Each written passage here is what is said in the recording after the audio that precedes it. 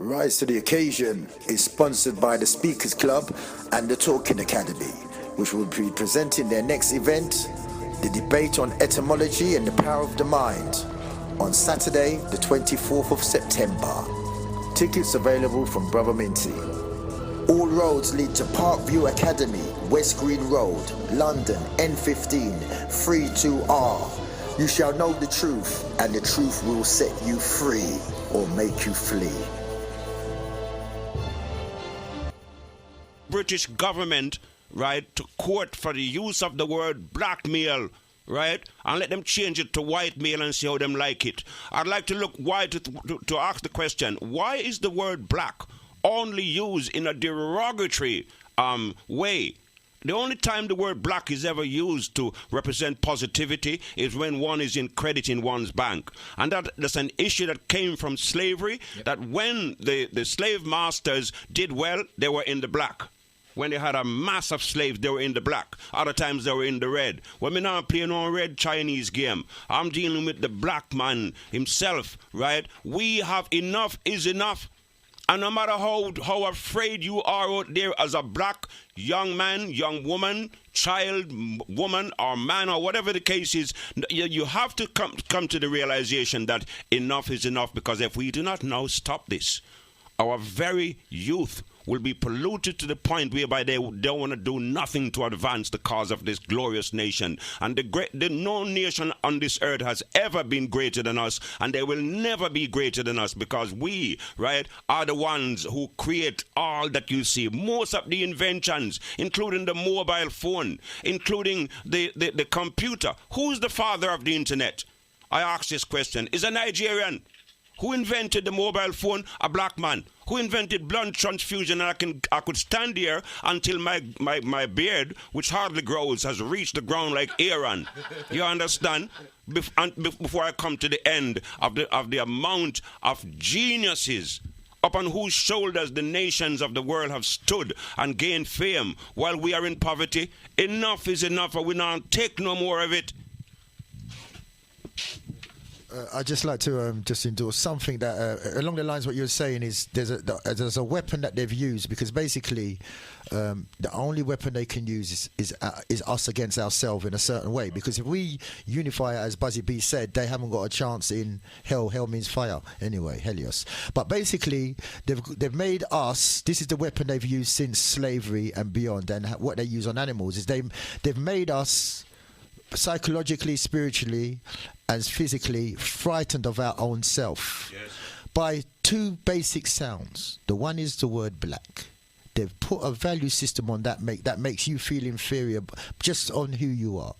The other one, so first one is black, the next one is fear. So black means dark, fear means light.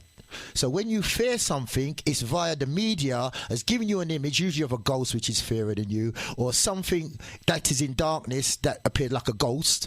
So basically the word fear means that you are frightened of somebody who is lighter than you. That's what it really means. From the images that they give you from school, through the media, through the TV. And these are the two weapons that they're using. So basically what we have to do is rise up as a people, put away the fear, and unite. Yeah, I think Jamba spoke to it quite clearly in terms of in terms of putting away the fear, because I think that a lot of the responses that we get. I meant to say something earlier on, which that I have to respond to in terms of the groundswell of emotive responsive that I've seen on social media, on unbridled emotion, and which I think needs a level head in a situation like this. I mean, when Jammers talk about the negative way in which that the word black was socialized. I mean, Aaron made a point about they're almost projecting us as of animals, and that is literally true. Because that in their minds there's a certain view.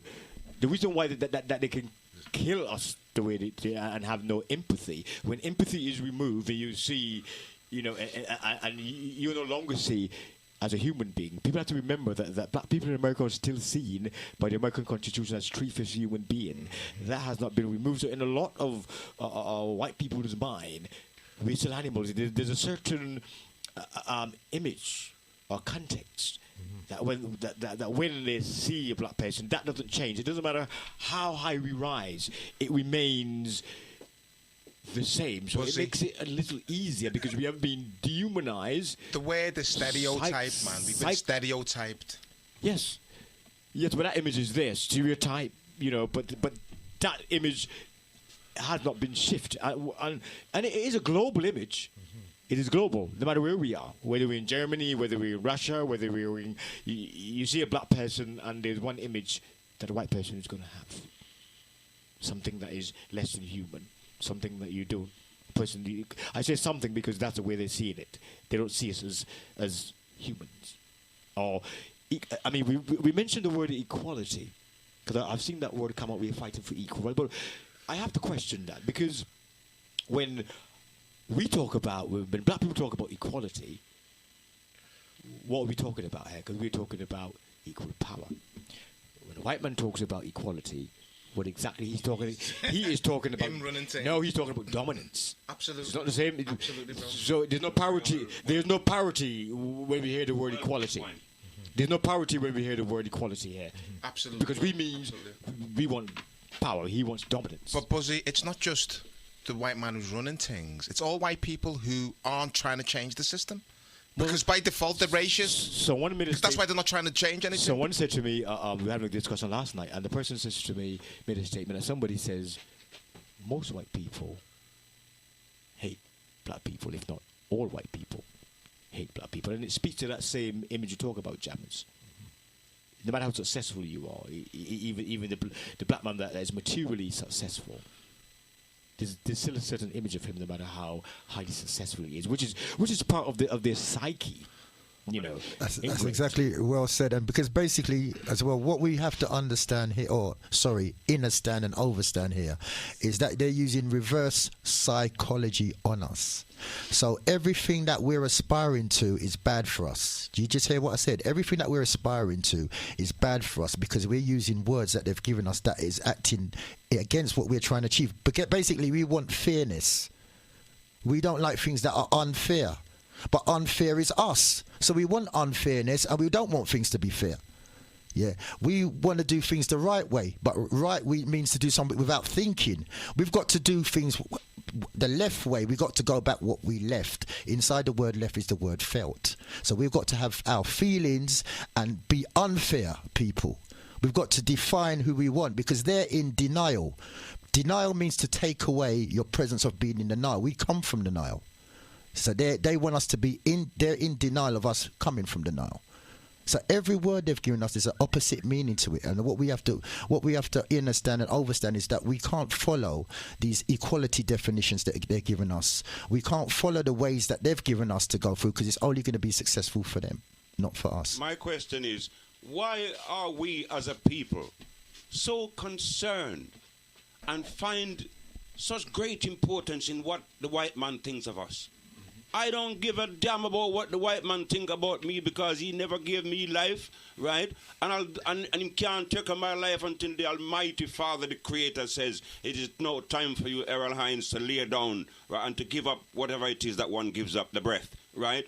Until such time as that happen, I shall walk without fear on any country in this world that I choose to do because I am a member of the planet Earth, right? Yes, I'm an African first and foremost, but I'm also an American because the black man was in America even before the Red Indian. I'm also an Australian because we were there before the criminals who now occupy that country. We were here in Europe before, right, even the white man, because we populated the entire earth in its entirety long time before any other nation. And what changed, right, not the genealogy, what has changed the features of man, for those who are in the know, is simply because of the geographic and weather conditions that actually change. And if you look at the black man, how he's built, he is built like a thoroughbred. He has flaring wide nostrils to draw in a lot of breath, to cool his brain whilst he expels energy in such a dynamic way that no other nation can do it. Just look upon Usain Bolt. The white man now, He has slim aquiline features whereby his nostrils are much smaller. He draws in less air because of the environment within which he came from. Otherwise, his brain would freeze. Now, those who want to take racial stereotyping beyond those things that I've said, it's entirely up to them. But as for me, if I had one thing that I could do yesterday or the day before, is to remove the fear from the hearts of my people and their apprehension about the white Caucasian race. We already know their intentions. We should not waste any time pondering over what they're going to do, because we expect them to kill us by any means necessary every time and all the time. And you must be some kind of a damn fool indeed if you know that somebody is coming to murder you and you lay down there saying, "Show me now and take no action, because everything's going to be all right." God is good, but man is the one that executes both the good and the wrath of God. So don't sit down there waiting for manna to fall from heaven, because them nyam all of that already. Right? You have to create your own manna. Yeah, all right. Don't sit down there waiting for somebody to come and defend you. Defend yourself. Defend your family. Learn who you are. Most of our people today, those black women out there who are wearing your wigs and so forth, it's not that I'm licking out at you. But look at the message that you're sending out. The Almighty God, in his or her infinite wisdom, decided to make you with curly, so-called kinky hair. If he wanted you to have straight hair, he would have make you with straight hair like the Chinese and all the other set of wolf them who devout. You understand? He wants you to have the hair which is like the stars of the firmament. And yet you decide in your infinite foolishness to say, "Oh no, I don't want this hair." The message you're sending to other nations is that I will hide the beauty out of which I was created because it is ugly. And I will take on, right, the looks of my conqueror to show them how much I am like them. Well, that a few say that, and you can continue to do this, but you are one of the biggest contributors, right, that is beating and keeping down the black nation. And it's about time you stop it, because you are selling an inferiority complex. You're doing far more damage than good. And you should stop this. It's not just for you, your daughters. You are transferring this nonsense into the minds of your daughters to let them believe that only by having straight hair, right, can they succeed. The only thing that I respect Obama for is the fact that he took a black woman into the White House. And to me, Obama's final act, he should change the name from the White House and call it the Black and White House, because that's how it's supposed to name. Well, just call it the Black House, because it was black. It was black men who built it. Remember? Right. That's right. Let's get it right. But Washington. let me say this right. Let me say this right. That we want to we don't want to bash our people too much, because our people have been victimized at this point. We're talking about the 2 killings in America. I want us to focus on that, and there was 3 actually, but we know there's a whole lot more. But I want us to focus on that, and let's talk about the situation which is manifested worldwide with the different marches and whatnot. Is this the way forward, the marching? Because one of the questions I asked when I sent this out on social media, is it boycotting or is it self-reliance? Because I want to just point out that there has been a bond, like sort of WhatsApp message, which you've seen, Buzzy. Yes, yeah. It's been going around talking about boycotting Coca-Cola, boycotting Tesco. Why those two? Who is sending this message out? Was it an African? Was it a white man trying to confuse us? And the thing about the message, it hasn't said... It didn't say why you should. Why we should, exactly. So what? And what is the connection or the basis? There's no basis to say as to why we should Brethren, do it in connection to this particular situation in Dallas. Okay, so bro. What is the connection then? But that's the fundamental question I'm asking. I'm thinking, why are people like follow? You know, because people are raw right now. Bullshit, yeah. Just following anything. So if they would have said, let's boycott baby, if they would have just said, what was that the one where you buy baby clothes from? Baby mother care. Mother care. They say boycott mother care. They boycott mother care. Do you understand what I'm saying? If they said boycott that MP David Lammy, they'd probably boycott him. There'd be some people who would do it. I'm saying that we're getting led down. To me, we're getting led down a garden path, and I want to talk about this idea that first of all, we're in a raw emotional state because we've seen visuals of Africans being executed. Slaughtered, yeah. Executed is the word, bro. Yeah. And now, as a result, we're an emotional people. We're acting in a very raw way, and I'm seeing some people acting crazy, demanding that we boycott, and I'm thinking, well, is it boycotting?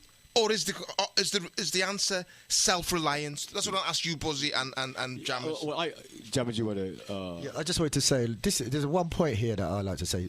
Basically, is like, you know, as Errol Hines said earlier, we're good talkers. Yeah, we're really good talkers. But where's the leaders now? This is the problem. Is when we have a situation like this, you know, we need leadership. And there's a lot of people, if you go on internet, who've got the big mouth and all the answers vocally. This is the time we should be seeing the leaders. So now it's separating the false from the real deal. And this is the problem us because we've been suppressed for so long. We haven't got the skills in organising constructive action, and that's why we're open to situations like this. Like we want to go and boycott Tesco's, like that's going to save us. Yeah. Because I mean. Well, that's exactly. I'm gonna let you come in a minute, Buzzy. But that's the points I'm making. That like the first question I asked is that how does boycotting Tesco's stop Africans being killed? First question, and how is that going to empower us as a people? I don't understand where this Tesco's and Coca-Cola thing come from, bro. Go on, Buzzy. Respond, man. Go on, bro. It come from Pepsi and Sainsbury's. That's what I said. Go on, Buzzy. You know, because I think the question, Menti, that you asked, that you did ask us was about in terms of what the response should be in this situation. Since this has been a situation in terms of black lives being diminished and not being wiped out like vapor without any degree of seriousness, and it has been quite consistent and unrelenting. And I think it's reached a pressure point now where, you know, I think people have, you know, because I hear the hue and cry about there's no justification for what Michael Johnson did. You know, it's not the way. Even Black Lives Matter is saying, well, the violence is not the way. But I had to think carefully about it. Not even in the legal, so-called legal context, but in the human context. Strip it of all its legality. It's a state of war, and basically. Looking at the human context, where a person is persecuted, whatever term you want to use, brutalized consistently forever, and there is no recourse or no outlet in terms of justice being done. What happens to that particular body of people? There has to be an outlet. Something has to give. Something has to give. But, however, the kind of response that we should have, I think, is the question that everybody seems to be having difficulty with. What's the kind of response should we have? Should we have, you know, equal response in terms of what do to us, what they do to us?